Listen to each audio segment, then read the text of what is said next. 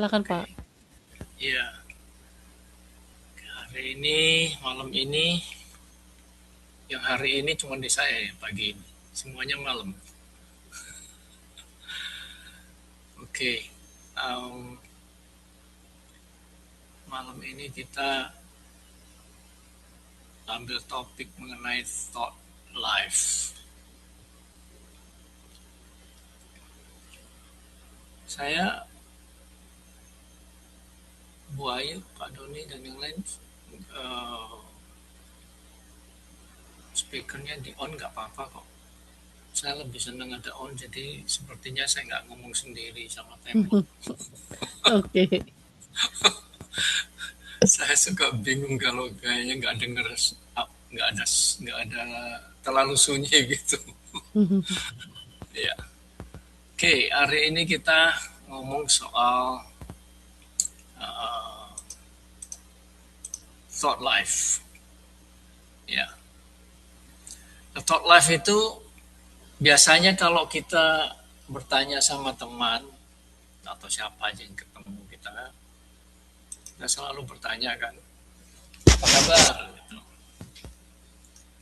How are you? Dan selamat malam Pak Herman, selamat bergabung. Malam Pak Philips. Ya, Sudah di Amerika ya? Biasanya sudah, jalan terus. ya sudah kembali. Cukup 2 tahun.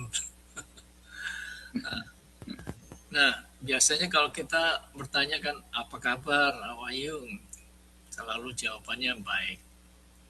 Di dalam pertanyaan how are you itu umumnya itu mengenai keseluruhan tubuh jiwa raga kita kan. Apa kabar, bagaimana keadaannya. Jarang sekali, hampir tidak pernah didengar kalau ada pertanyaan bagaimana kehidupan pikiran kita. Pertama kali saya dapat ini itu waktu tahun sekitar 1993. Dokter gigi saya di Portland, Oregon, dia penatua gereja saya dulu.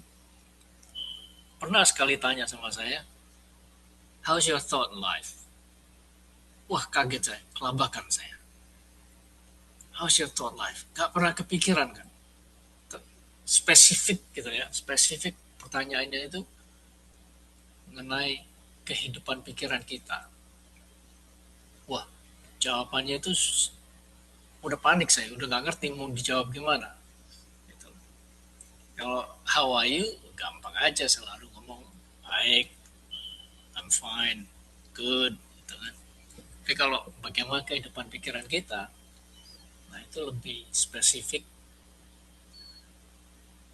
susah jawabnya. Karena kita benar-benar harus mikir sebenarnya bagaimana kehidupan pikiran kita. Nah, malam ini kita membahas mengenai itu, kehidupan pikiran kita. Saya pikir manusia ini kan ada 3 parts being ya. Tubuh, jiwa, roh. Nah, analogi saya adalah diambil dari tabernakel. Tabernakel itu kan ada 3 bagian ya. Ada outer court, jadi apa bahasanya? Outer court, bantu saya ya. Tabernakel di outer court. Outer court itu bahasa Indonesia apa itu? Halaman ya.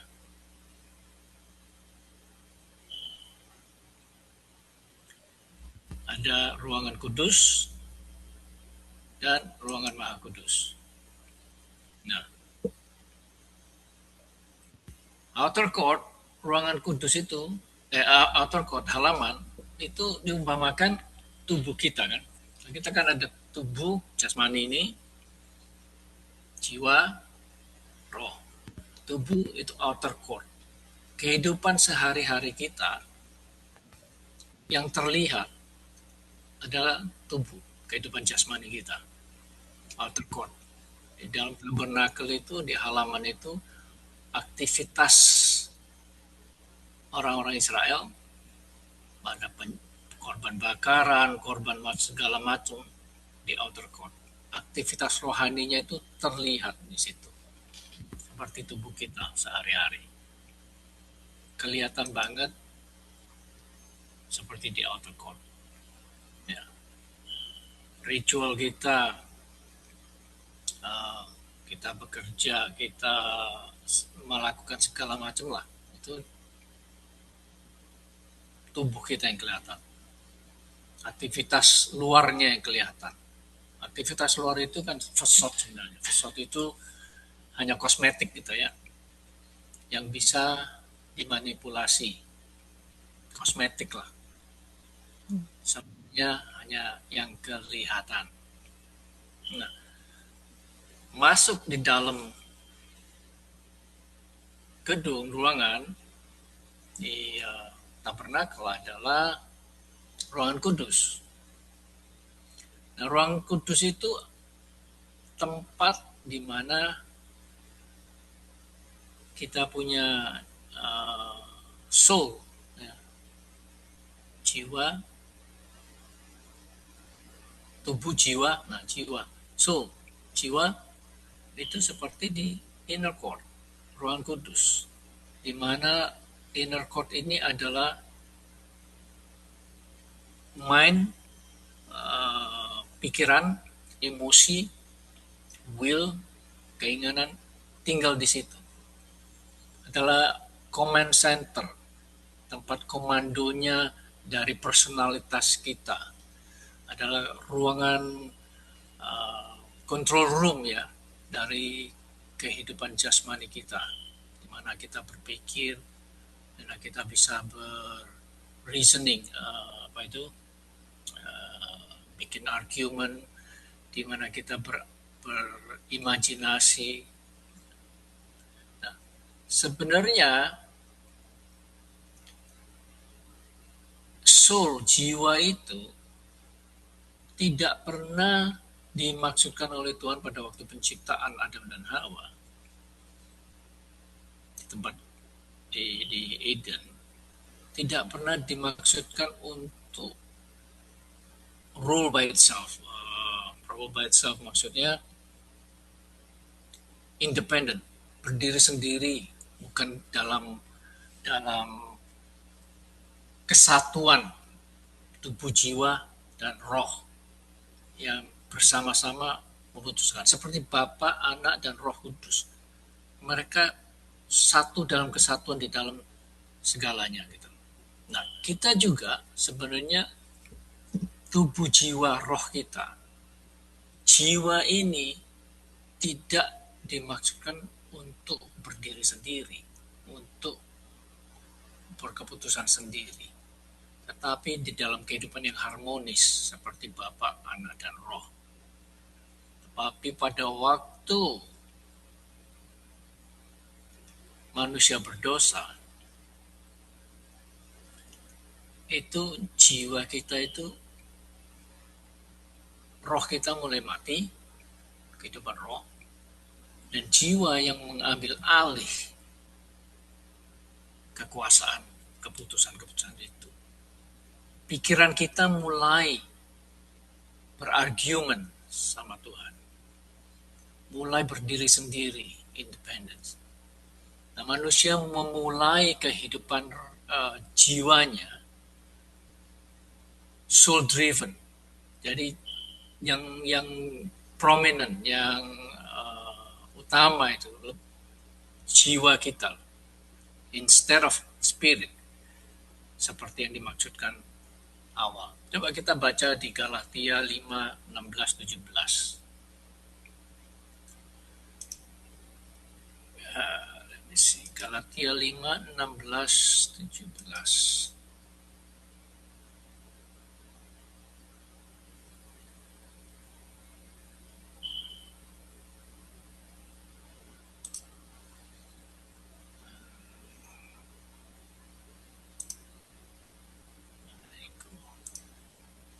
Galatia 5,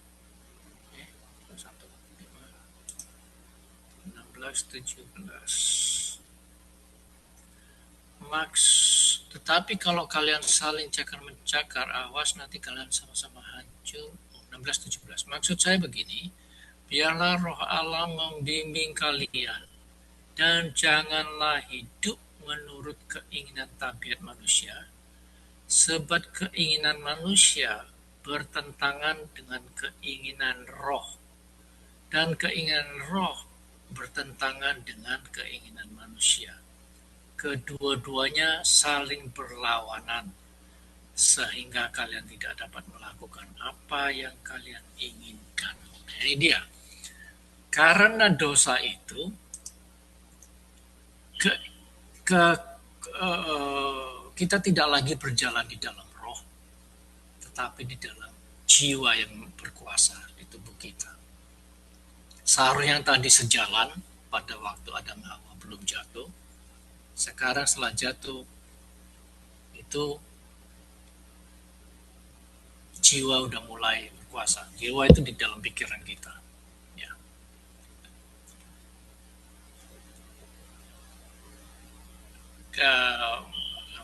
Poin ketiga, spirit, roh kan. Di dalam tabernakel kan ada ruangan Maha Kudus. Nah, ruangan Maha Kudus ini tempat bernaungnya Tuhan, hadirat Bapa. Hadirat Bapa. Roh Kudus tinggalnya di mana? Di dalam hati kita. Bukan di otak kita, tapi di dalam hati kita. Ini ruangan yang Maha Kudus. Tempat di mana bagian ini disisihkan untuk ruangan Roh Kudus berdiam. Di tempat itulah roh kita berkomunikasi dengan Roh Kudus, yaitu itu tempat Holy of Holy, ruangan Maha Kudus. Ya. Ruangan Maha Kudus. Makanya kalau hati kita itu tidak dikuasai oleh Roh Kudus, maka jiwa kita yang berkuasa. Terjadilah bentrok karena roh ingin membimbing kita ke satu jalan, keinginan kita ingin jalan ke tempat lain. Nah, tinggal kuat-kuatan, kita mau ngikutin yang mana. Keinginan daging pasti kalau kita nggak menguduskan diri, keinginan dagingnya lebih kuat. Reasoning lebih banyak argument sama Tuhan melalui roh.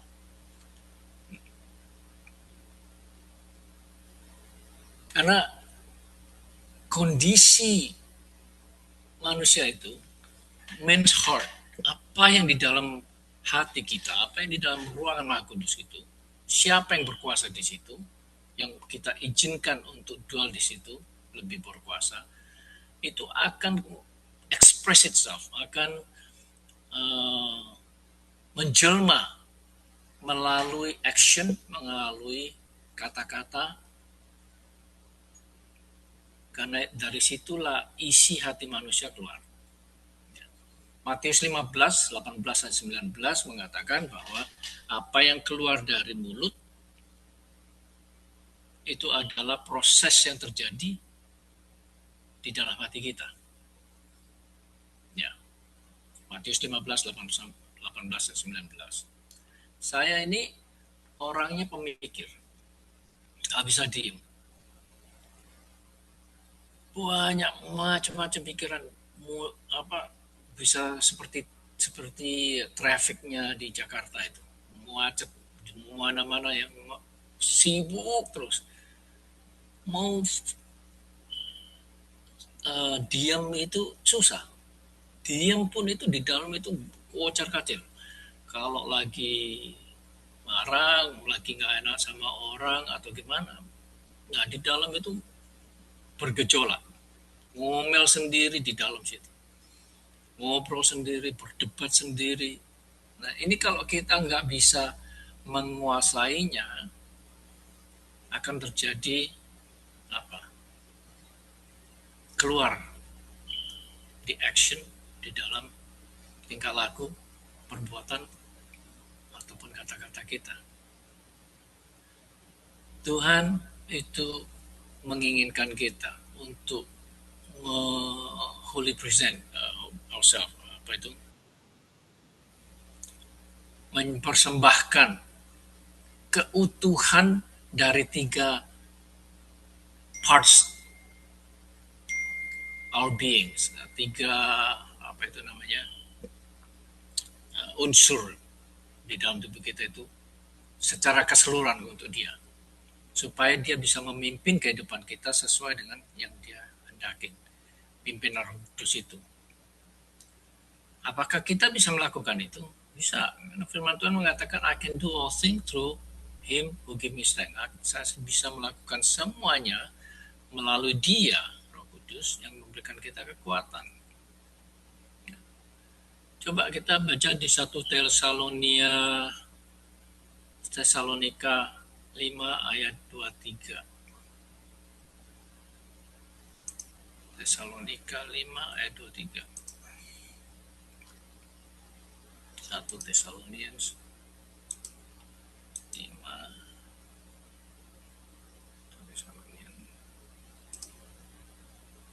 ayat 23.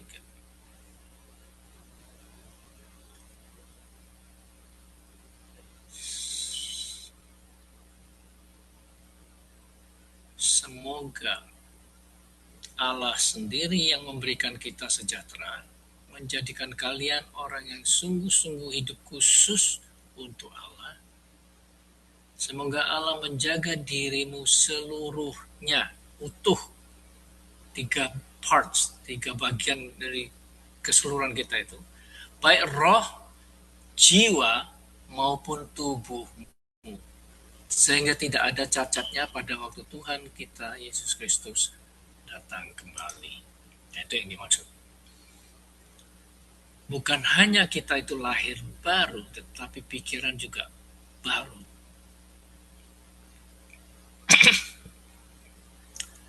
Karena apa yang keluar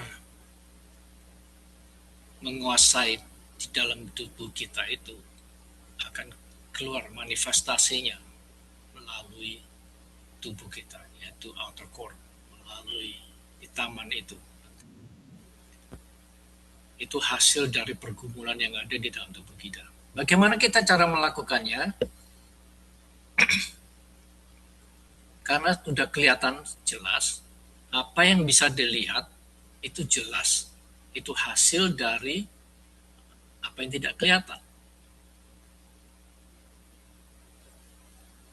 Dari pikiran kita. Hari ini kita akan bicara mengenai pikiran.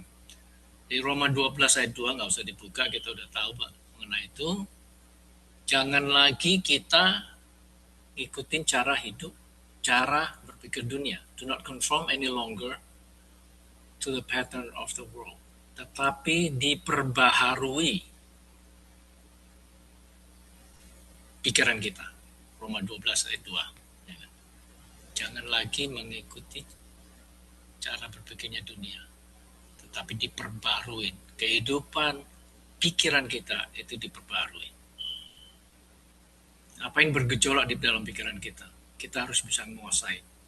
Di 2 Timotius 1 ayat 7 berkatakan,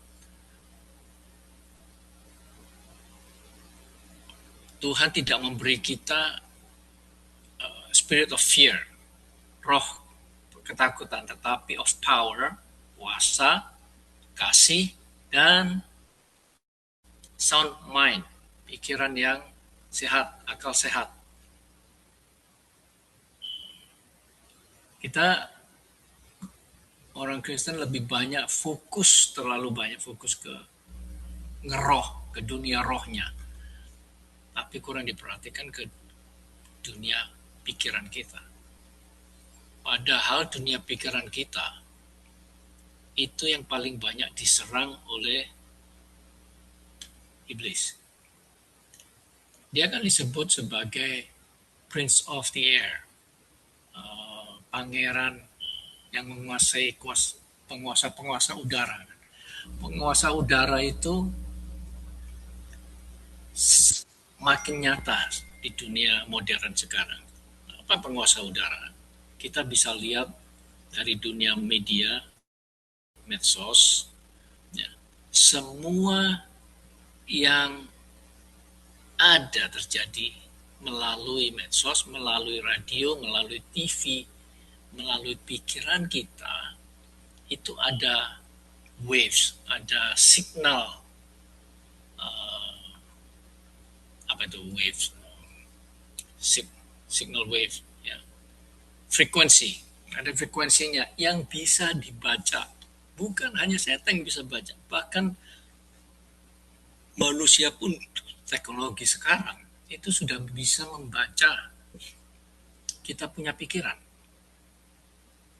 Kalau alatnya itu CIA, Rusia punya spy agency, KGB, CIA itu sudah punya alatnya. Kalau udah dipasang di pinggir kita pun nggak jauh-jauh dari kita. Kita hanya berpikir, nggak usah ngomong. Waves yang keluar, frekuensi yang dikeluarkan dari otak, itu terbaca seperti radio. Radio itu kalau kita turn on, kita nyalain radionya, ada suara dari tempat, dari stasiun di mana kan, melalui frekuensi itu kita bisa mendengar kan, kuping kita.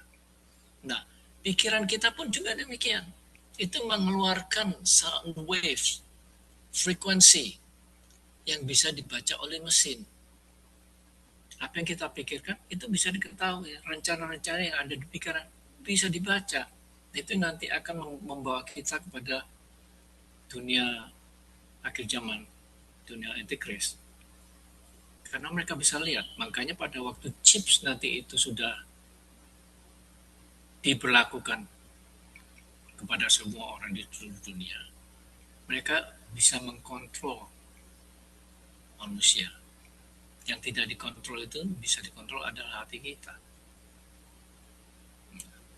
2 Korintus 10 ayat 4 dan 5 mengatakan, for the weapons of our warfare, peperangan kita itu tidak carnal, tetapi di dalam dunia roh. God pulling down stronghold katanya, casting down arguments. Nah, coba kita baca 2 Korintus 10 ayat 4 dan 5. 2 Korintus 10 ayat 4 dan 5. 2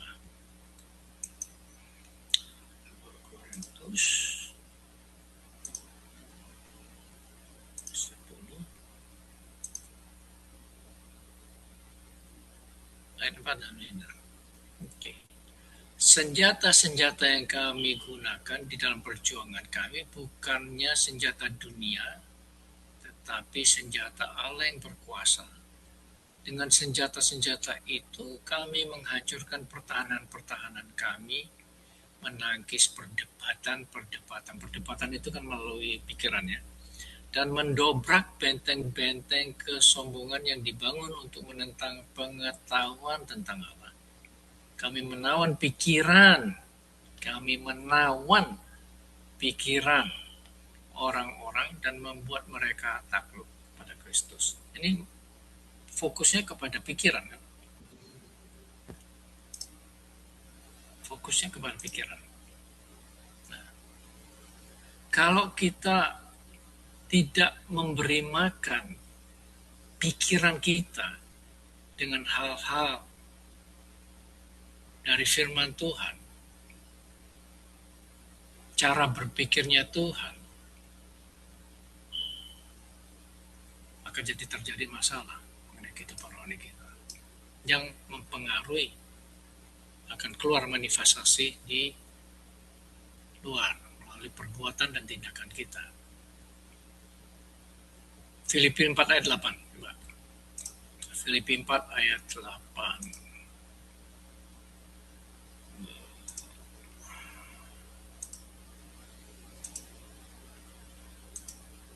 Filipi 4 ayat 8.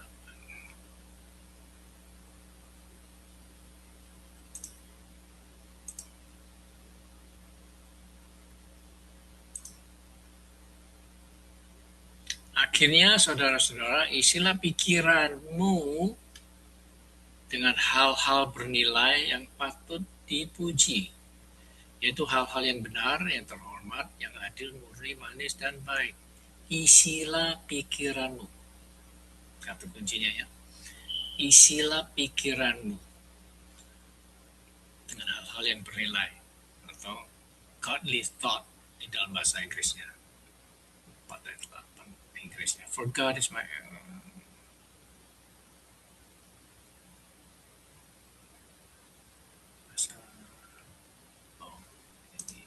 bahasa Inggris 48.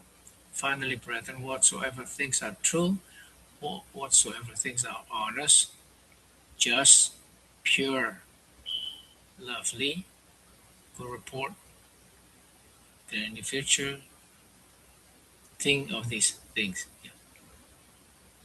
Kita isi pikiran kita itu dengan hal yang godly. Karena dosa itu yang tumbuhnya di tempat yang tidak kelihatan, di tempat persembunyian, yaitu di dalam pikiran kita kan, itu akan tumbuh subur. Karena kita pikir, tidak ada yang tahu. Kalau dosa yang sudah manifestasi keluar melalui kata-kata, melalui perbuatan, kan manusia udah tahu. Tapi kalau di dalam pikiran, kita bisa pura-pura. Fantasi. Mungkin fantasi di dunia apa? Seks. Fantasi di violent. Dulu saya itu violent di dalam pikiran. Kalau saya marah itu, marah besar. Saya masih bisa tahan. Ini sudah lahir baru, masih bisa tahan. Tapi di dalam pikiran itu kejam sekali, saudara-saudara. Pikiran saya itu kejam sekali di dalam pikiran. Sampai saya mengerti mengenai firman Tuhan ini bahwa kita harus bisa menguasai pikiran. Makanya kita ada diberi Efesus 6:17 itu pakai perlengkapan senjata Allah. Salah satunya apa? Bahwa kepala kita ini ada helmnya kan, ada ketopong, ya bahasa Indonesia ketopong ya, helm, supaya kita itu tidak kena tembak di situ kepalanya ini. Tujuannya itu supaya kita bisa menguasai cara berpikir kita. Bukan hanya ritual kerohanian saja, itu hanya halaman saja di tabernakel. Tetapi ruangan kudus, yaitu di dunia pikiran kita, kita harus bisa menguasainya.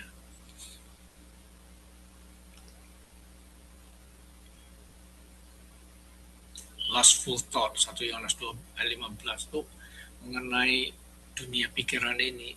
Aduh, banyak sekali ayat-ayat firman Tuhan yang difokuskan untuk urusan pikiran ya. Lustful thought, pikiran-pikiran yang kotor, yang tidak baik.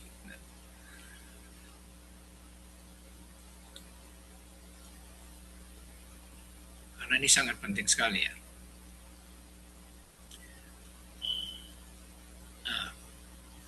Ini penting. Roma 8:12-13. Coba.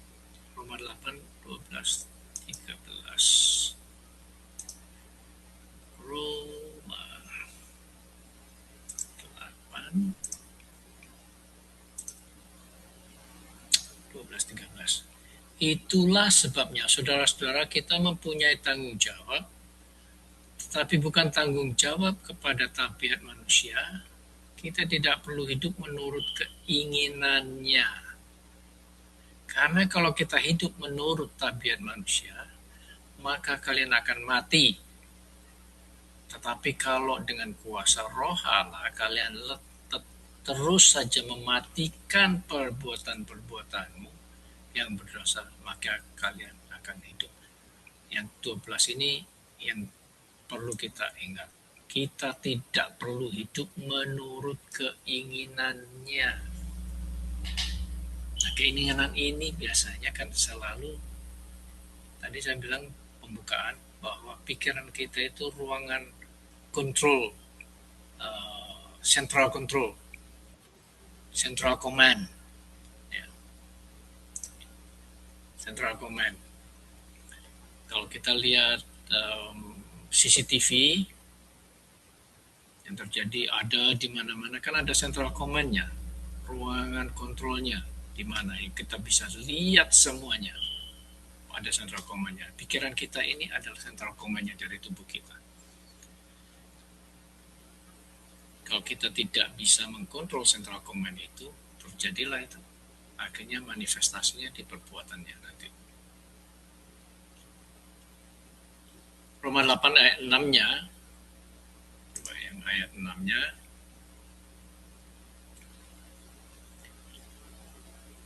kalau pikiranmu dikuasai oleh tabiat manusia, pikiranmu dikuasai oleh tabiat kita, maka akibatnya adalah kematian. Tetapi kalau pikiranmu dikuasai oleh roh Allah, akibatnya hidup dan damai bersama dengan Allah.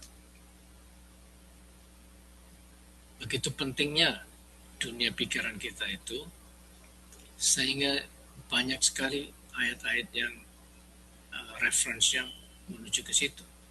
Kehidupan pikiran kita itu yang tidak kelihatan, yang seringkali diabaikan, difokuskan kehidupan kita.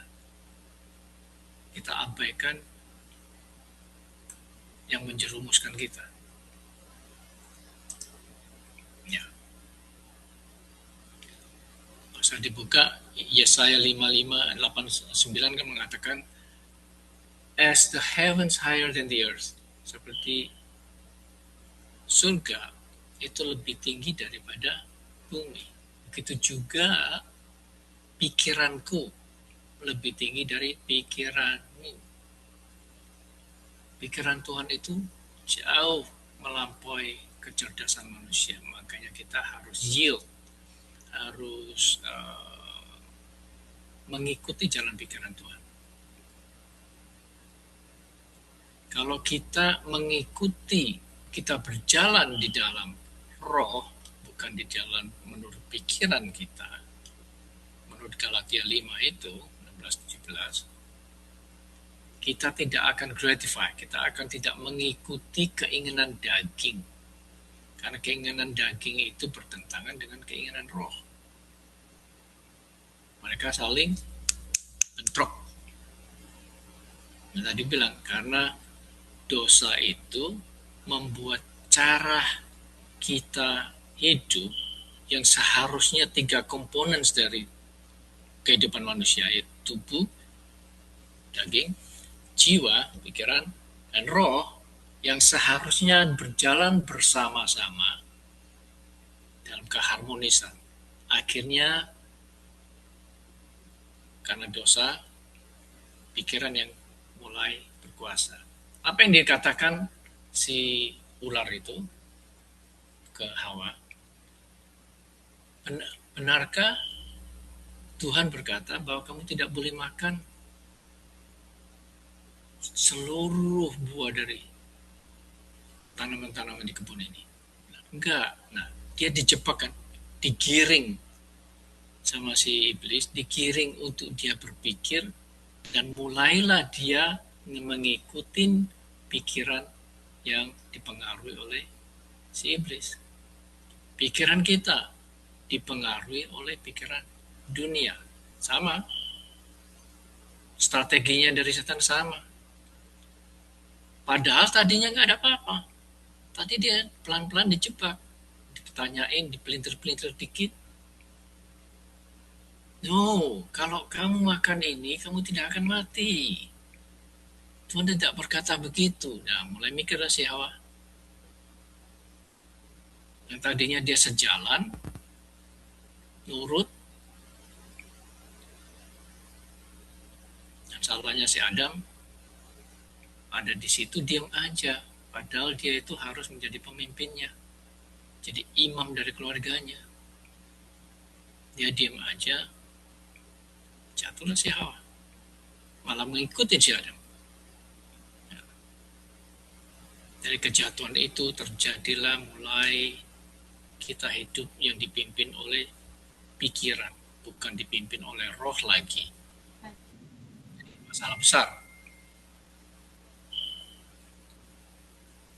Galatia 5 ayat 24. Yuk kita buka Galatia 5 ayat 24.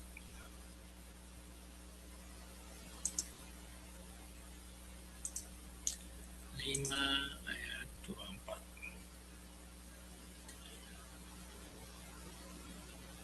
Orang-orang 5 Galatia 5 ayat 24. Ayat 24 ya.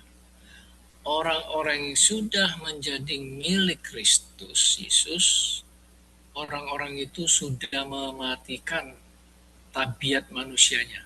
Tabiat itu kan karakter. Karakter itu bentuk dari pikiran. Dengan segala nafsu dan keinginannya. Jadi mematikan tabiat manusia dengan segala nafsu dan keinginannya.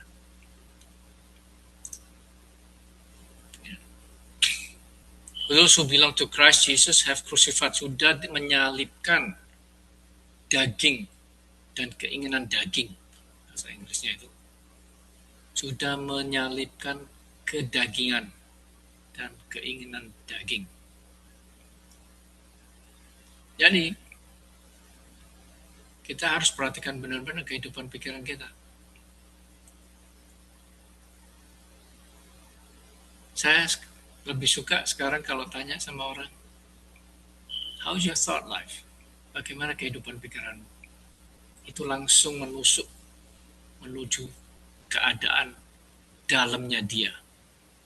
Lebih spesifik ya pertanyaannya. Orang pasti kelabakan jawabannya.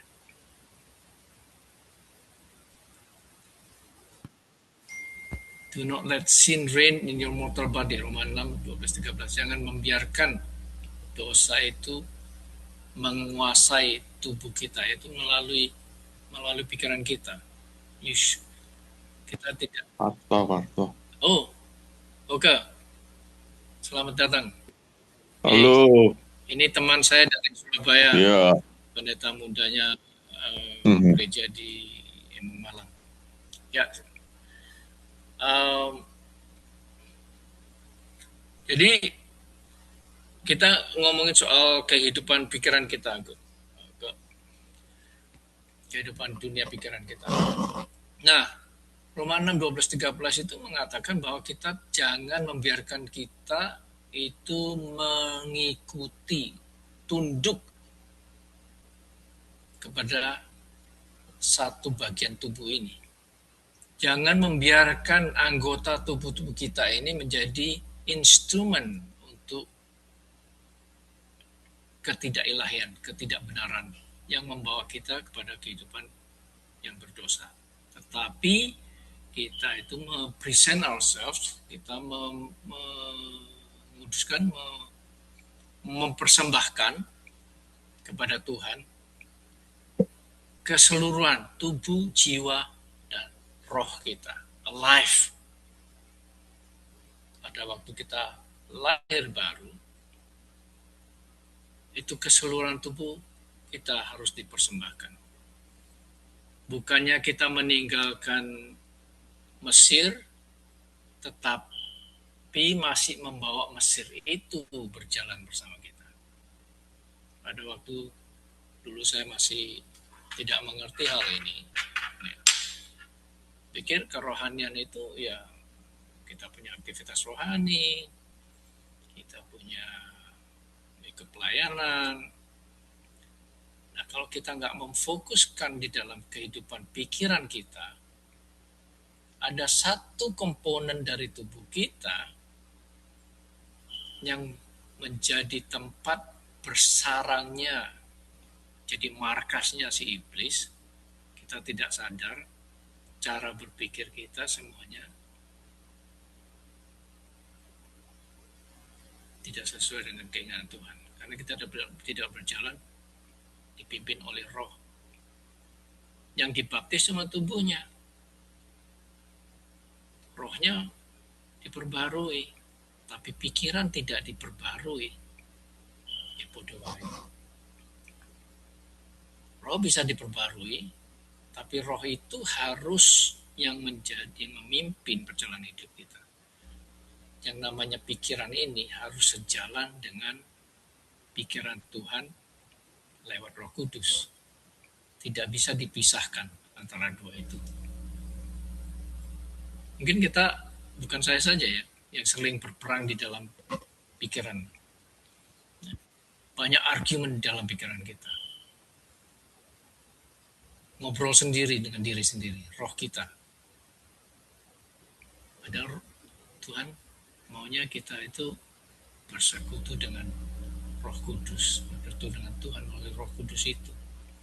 Cara berpikir kita align nggak seperti asal mulanya pada waktu Adam dan Hawa diciptakan, yaitu tubuh, jiwa, roh sejalan harmonious dalam kehidupan mereka sebelum dosa masuk, diizinkan masuk di dalam kehidupan mereka. 1 Yohanes 2, 16, 17 ini saya suka kutip di dalam pembicaraan sharing dengan teman-teman saya di Indonesia dan di mana saja ada, karena dosa manusia itu lewatnya tiga pintu ini. Ya. Kita punya sense, ada tiga kan? Tiga apa sense? Senses itu apa bahasa Indonesia ya? Ya. Kuping, telinga ya, dari mata, dari hidung. Dua-duanya ada dua, telinga kiri kanan, mata kiri kanan, lubang hidung juga ada dua. Ada 3 komponen tempat masuknya dosa. 1 Yohanes 2, 16, 17. Penting kita ini baca ini. 1 Yohanes 2, 16, 17.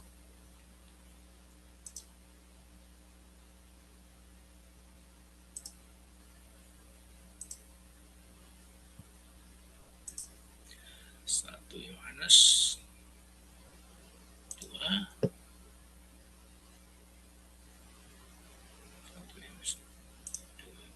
ini kompaknya cuma 1.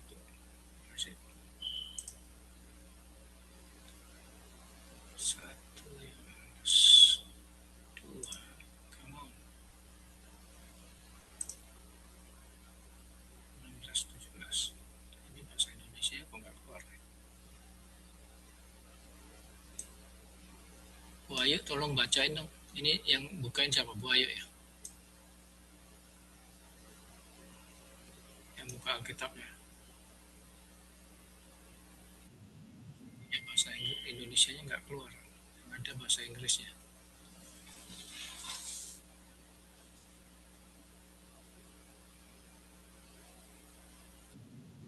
Bu Ayu? 1 Yohanes 2 Ya, 16 saja, 16. ayat 16.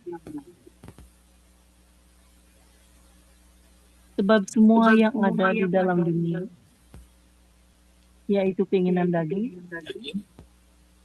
dan keinginan mata dan keangkuhan hidup, bukanlah berasal dari Bapa, melainkan dari dunia. Nah, keinginan daging, mata, keinginan mata, Keangkuhan hidup, ya, keangkuhan hidup, kesombongan kan. Daging,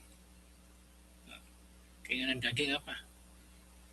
Mungkin makanan, mungkin pakaian, banyak macam ya. Keinginan mata, nggak tahan shopping misalnya. Pengen punya tas yang mahal, pengen punya mobil yang sangat mewah. Nggak salah punya mobil mewah, tapi kalau tujuannya hanya untuk show off, untuk pamer, beda lagi. Keinginan mata, pengen melihat hal-hal yang tidak kudus, pornografi, dan macam-macam. keangkuhan hidup. Nah, itu tidak berasal dari Bapa. Kita balik ke Genesis ya. Pada waktu setan, si iblis mencobai si Hawa, apa yang dia bawa? Keinginan daging. Ini loh buah ini. Hawanya kan mikir ini. Wah, buahnya kelihatannya enak. Makan enak. Keinginan mata. Keinginan daging. Ini buahnya pengen dicoba. Katanya nggak boleh. Kenapa nggak boleh ya? Mungkinnya enak ini. The pride of life. Keangkuhan hidup. Si iblis katakan, kalau kamu makan ini, kamu akan jadi seperti Tuhan. Tiga-tiganya kena bersamaan dia. Karena dia tidak mengikuti pimpinan roh. Yang tadinya sudah oke, baik, semuanya baik. Tetapi pikirannya dipengaruhi oleh si iblis. Dia dengarkan dan dia ikutin apa yang dibisikkan oleh si iblis. Tidak sadar kita di dalam kehidupan sehari-hari kita, ternyata apa yang kita lihat, kita rasakan seringkali dibisikin melalui mungkin medsos, mungkin apa yang kita lihat, kita dengar, banyak hal lewat 3 senses ini, mata, telinga, hidung. Mungkin hidung pikir, hidung apa ya? Siapa bilang tidak? Kenapa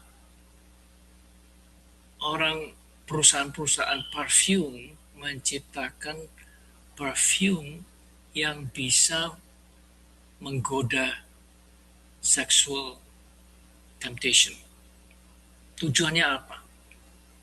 Untuk lust. Mereka tahu pengaruh hidung kalau bisa dipengaruhi itu masuk ke dalam jiwa kita, pikiran kita, untuk kita berbuat dosa. Hidung pun bisa digunakan untuk berdosa. Ada perempuan lewat dengan mini-mini,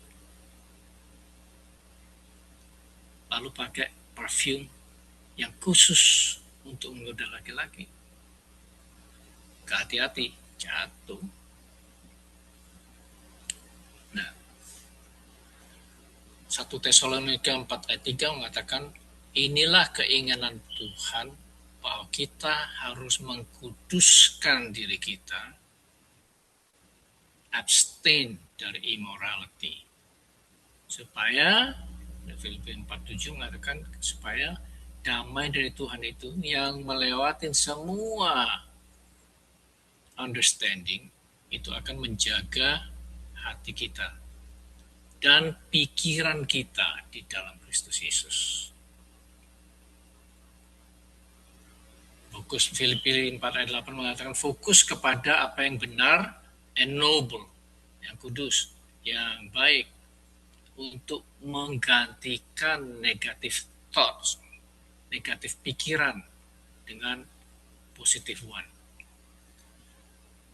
Nah, yang tadi kita udah baca Roma 12 itu mengatakan jangan lagi kita conform, kita mengikuti cara berpikir patternnya dunia, tetapi diubahkan, ditransform ya, bukan hanya diubah, transform itu benar-benar digantikan ya melalui pembaharuan cara berpikir kita. Untuk mereka yang percaya kepada Tuhan akan keep their minds, akan menjaga pikirannya dengan sekuat tenaga supaya hal itu bisa membantu kita hidup menurut roh, dipimpin oleh roh.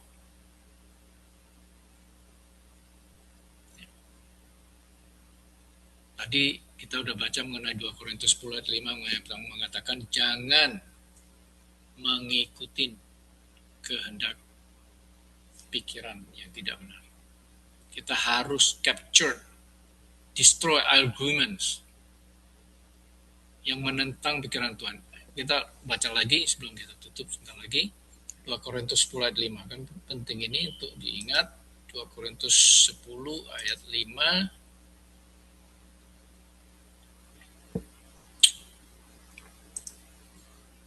Korintus 10 ayat 5.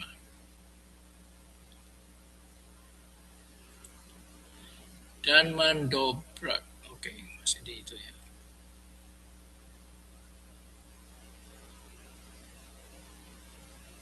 Ayat 5. Dan mendobrak benteng-benteng kesombongan yang dibangun untuk menentang pengetahuan tentang Allah. Kami menawan, capture pikiran orang-orang yang membuat mereka takluk, membuat mereka takluk pada Kristus. Kita harus menawan pikiran yang tidak benar itu, harus di-capture, harus dikuasai.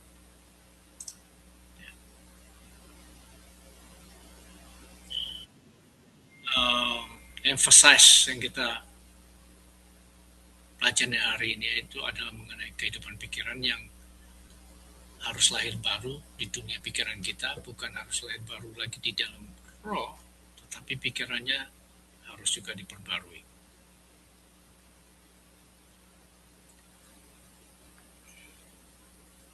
Karena apa yang Tuhan sudah bebaskan menurut Yohanes 8:36. If the Son sets you free, kalau Tuhan sudah membebaskan kita, kita benar-benar bebas. Itu benar-benar terjadi di dalam kehidupan kita. Bukan lagi orang Kristen yang hidup kerohaniannya aktif, hidup dunianya kelihatan aktif, dua sudah bagus, tetapi kehidupan pikirannya masih pura-poranda. Kehidupan pikiran yang masih dikuasai oleh dosa. Kehidupan pikiran yang masih mengikuti kehendak dunia. Mungkin belum tidak terjadi manifestasinya di daging, tidak kelihatan. Wah, rohani banget. Pelayanan. Gereja terus. Dengar firman terus. Aktif dalam persekutuan. Aktif di dalam segala macam kerohanian. Baik orangnya. Generous. Bantuin orang di mana-mana. Tetapi di dalam hidup pikirannya masih belum lahir baru. Nah, ini bahaya. Karena apa yang tidak kelihatan, roh yang tahu. Hanya Roh Kudus yang mengetahui pikiran Bapa. Roh kita pun yang mengetahui pikiran kita. Kalau kita tidak kuduskan, itu akan menghancurkan kita. Terima kasih untuk malam ini. Berkesempatan untuk share. Saya sempat share ini waktu saya di Jogja 2 bulan lalu. Saya pengen banget waktu itu share untuk ini di FWF juga, tapi belum sempat karena ini hal yang jarang sekali atau hampir tidak pernah dibawa, di share ya, kehidupan pikiran kita. Yuk, mulai sekarang kita ingatkan saudara-saudara kita, kalau bertanya, tanyain bagaimana kehidupan pikiran. Biar kita semua dibangunkan, diingatkan selalu. Bukan apa yang kelihatan maupun roh pun yang tidak kelihatan. Tapi pikiran kita pun harus selalu diingatkan, dijaga. Supaya semuanya kita mempersembahkan kepada Tuhan dalam keseluruhan 3 komponen dari kehidupan kita. Tubuh, jiwa, roh. Seperti tabernakel itu, ada ruangan, ada taman, halaman, ruangan kudus, dan ruangan maha kudus. Firman Tuhan juga mengatakan kan, sembah Dia, worship the Lord, atau mengasihi Dia, love the Lord with all your hearts, di mana roh kita dwells, with all your mind, with all your strength. 3 components yang Tuhan mau dikembalikan seperti pada waktu sebelum manusia jatuh dalam dosa. Di dalam keseluruhan, keharmonisan yang ada dipimpin oleh roh Tuhan, roh kudus yang hidup dalam hidup kita. Terima kasih, Bu Ayu. Silakan.